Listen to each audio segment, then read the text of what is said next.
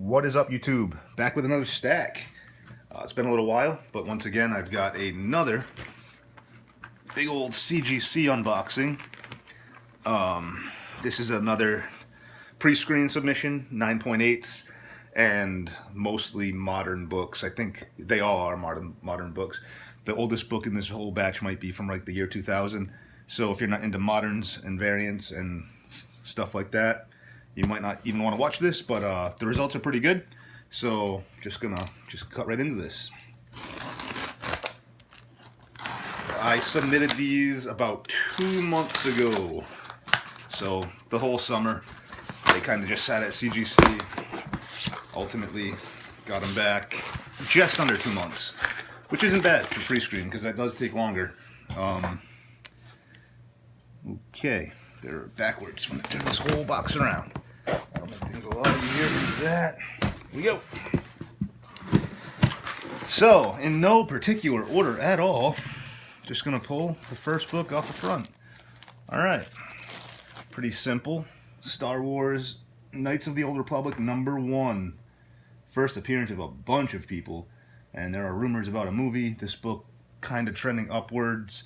I have a bunch of copies. I don't know why I just wanted to have one in 9.8, like in hand, in case it just blows up. Ooh, next book's really nice. We've got Dirty Pair, Run from the Future, #1, Adam Hughes variant, 9.8. I've had several copies of this book. It's such a tough 9.8, super thick and glossy cover stock. Like, the spine is unforgiving. Best part about this book right here is I got it in a lot on eBay of Dirty Pair 1 through 4. Seller had no clue, for like $10 shipped. So yeah, it turns out that one's the 9.8. Amazing. Next up, Reborn.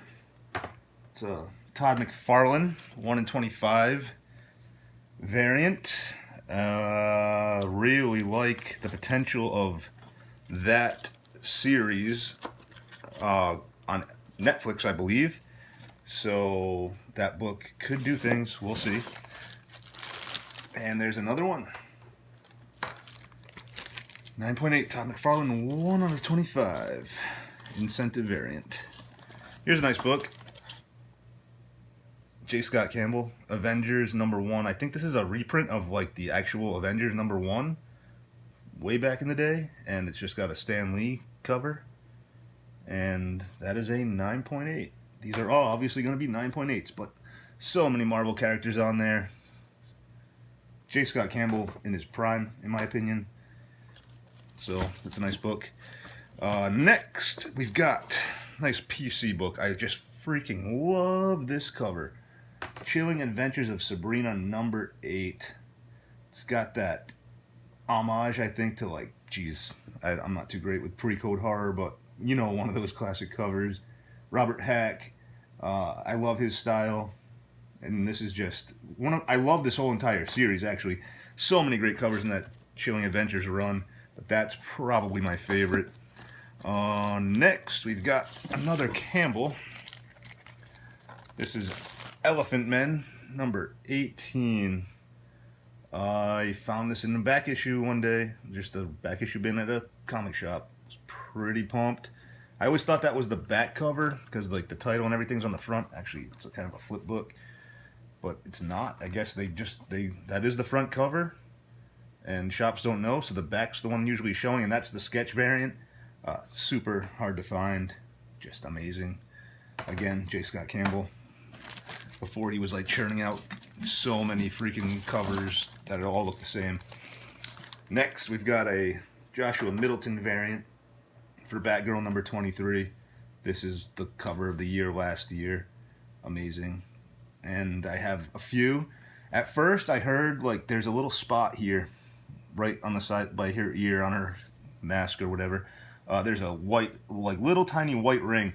And I had heard that that was getting rejected, but since then, I've seen a few pass the test. So, if you have that issue on your book, don't worry about it. Next, a couple more Adam Hughes books.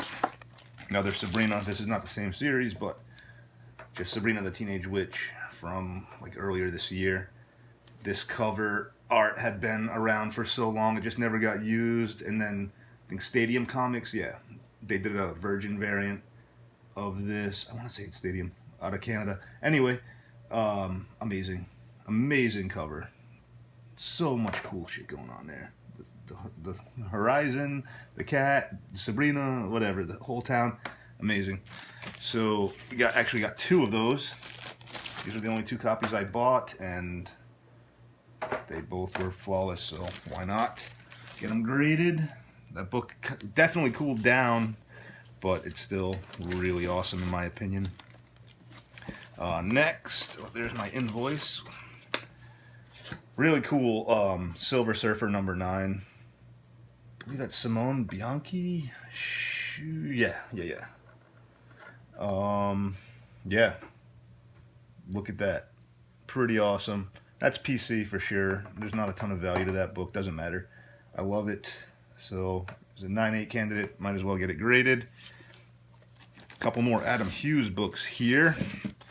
We've got Tomb Raider. This Tomb Raider cover gallery. One shot, I believe. Inside's all kinds of cool artwork from the Tomb Raider run, whether it's Hughes, Silvestri, Turner, Tony Daniels, all sorts of good artists in there, and then just a super, almost looks like Mark Brooks leather, but super nice Adam Hughes cover in 9.8. That's a tough book, and then this one's even tougher. We got the Tomb Raider Journeys, number 1 variant, I believe. Pretty sure. Yeah, it's the B cover. Adam Hughes.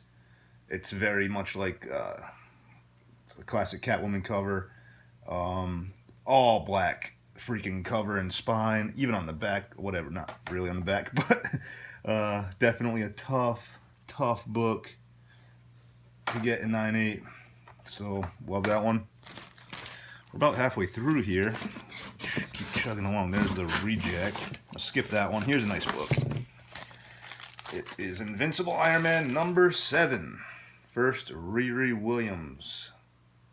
Right, yeah, in cameo on last page shoot, so maybe they still say 9's like full, but this is the book, in my opinion, or at least the market's opinion, I think. First print, just cover A. Very nice. Definitely potential with that character. You guys should know I'm an Adam Hughes fan by now. Here's another one. This is one of my favorite covers from the Catwoman run. Number 45. I mean, I don't know what's really happening there, but it's pretty awesome. Next, we got a couple Vampirellas. Lucio Perillo, or Perillo, however you want to pronounce it, but number 15. Amazing skull cover. Super fucking, well, oops. Super sexy cover. Yeah, that's awesome. And we have one more. So definitely going to try to let one of those fly, I believe. But, I mean, I'm a comic book hoarder, so I am probably going to keep the other one. Just checking the camera, make sure we're in focus. Sure are. Next, we've got Amazing Spider-Man number 4. First Silk. I had so many of these, like, just raw copies, and every submission I just throw one in there. They're all in really good shape, and why not? Just get in on 9/8 while you can. Kind of early. I think Cindy Moon and Silk will eventually be a big deal. Next, that Donny Cates dude, one of my favorite, well, probably my favorite mini of all time, or at least in the last, like, 5 years. God Country number 1, cover A, 9.8. Killer book. This one's no joke. Ultimate Fallout number 4, free from its polybag and no major damage, 9.8. This book was actually a reject previously, and it passed this time around. I did press it, so that probably helped a little bit. I thought it looked so good in the polybag. I don't even think I opened it the first time around, but they saw something I didn't. I thought actually the polybag might give it the benefit of the doubt, like it had never been handled. It did not, and this time around it passed. So, same with this book. These foils, I mean, the spine's perfect. I don't know what was wrong with it. It did not pass the test first time around. Wonder Woman number 26, Gal Gadot foil, convention exclusive. Yeah, this was San Diego Comic-Con, I think, the second time around. Not positive. Don't remember. It's been a couple years, but I love this cover. Who doesn't love Gal? It's amazing. A couple more nice books. Actually, only 3 left. So we've got this Vampirella number 1. Alex Ross. Alex Ross. Virgin. This is like a 1 in 50, I believe. Pretty scarce, besides like a diamond dump, whatever. One seller had a lot of these for a minute, but it appears to have dried up, and I bought one of his last copies that I actually saw listed, and yeah, hit 9.8. So really like that one. Next up, we've got another Miles Morales book. This is Miles Morales, The Ultimate Spider-Man, number 1, his first solo series, I think. I might be just making that up right now, but this is the Fiona Staples variant. Very hard to find, and the animations like straight out of the movie, or the movie seemed to have like literally dropped this exact scene right in it, and the artwork's very similar. But yeah, this book's hard to find. It's pretty valuable, and Miles has nothing to do but go up, in my opinion, long term. And the last graded book out of the entire lot is a big boy, Tech 880. Yeah, Jock cover, Snyder run, whatever. Iconic Joker cover. Again, this one was rejected before, and this time it passed. So 3 previous rejects in the submission passed the second time around. Yeah, this book is just killer.